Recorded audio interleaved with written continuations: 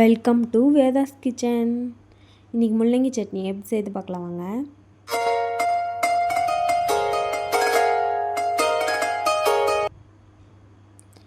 முள்ளங்கியை நல்லா கட் பண்ணி க்ளீன் பண்ணி மேலே இருக்க தோலில் சீவிட்டு நல்லா கழுவி எடுத்துக்கோங்க. அதுக்கப்புறமா காய் சீவுறதுல நல்லா துருவி எடுத்துக்கோங்க. முள்ளங்கியை வேணும்னா நீங்கள் அப்படியே கூட கட் பண்ணி போட்டுக்கலாம். அந்த தண்ணியை நல்லா புழிஞ்சு எடுத்துருங்க. அந்த தண்ணியாக சக்கை தண்ணியாக புழிஞ்சு எடுத்துக்கோங்க.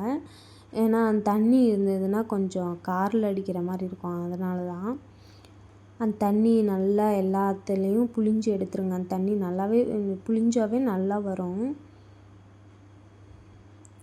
அந்த சக்கை மட்டும் தனியாக எடுத்து வச்சுக்கோங்க. அதுக்கப்புறம் ஒரு கடாயில்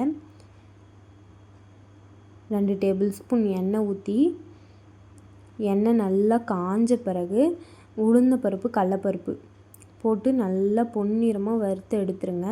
உளுத்தம்பருப்பு கடலப்பருப்பு போட்டிங்கன்னா கொஞ்சம் டேஸ்ட்டு நல்லாயிருக்கும். அதுக்கப்புறம் காரத்துக்கு ஏற்ற மாதிரி நான் ஒரு 4 வரமிளகா போட்டிருக்கோம். அப்புறமா ஒரு கைப்பிடி அளவு சின்ன வெங்காயத்தை போட்டு நல்லா வதக்கி விட்டுருங்க. சின்ன வெங்காயம் நல்லா வதங்கி வரும்போது பூண்டு போட்டுக்கோங்க. ஒரு கட்டி பூண்டு உரித்து வச்சுருக்கேன். ஒரு கட்டி பூண்டு போட்டுக்கிறேன். பூண்டு போட்டு நல்லா வதக்கி விட்டுருங்க. பூண்டு நல்லா வதங்கின பிறகு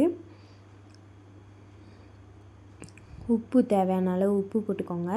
அதுக்கப்புறமேட்டுக்கா தக்காளி ஒரு 5-6 தக்காளி கட் பண்ணி ஆட் பண்ணிக்கோங்க. தக்காளி நல்லா வதங்கின பிறகு ஒரு துண்டு இஞ்சி போட்டிருக்கேன். இஞ்சி போட்டு நல்லா வதக்கி விட்டுருங்க. அதுக்கப்புறமேட்டுக்கா நம்ம பிழிஞ்சு வச்சுருந்த முள்ளங்கியை போட்டு நல்லா வதக்கி விட்டுறலாம். முள்ளங்கி நல்லா கொஞ்சம் வதங்கின பிறகு கொஞ்சமாக புளி ஆட் பண்ணி நல்லா வதக்கி விட்டு அரைச்சிட்டிங்கன்னா அவ்வளோதான், முள்ளங்கி சட்னி ரெடி. தேங்க்ஸ் ஃபார் வாட்சிங்.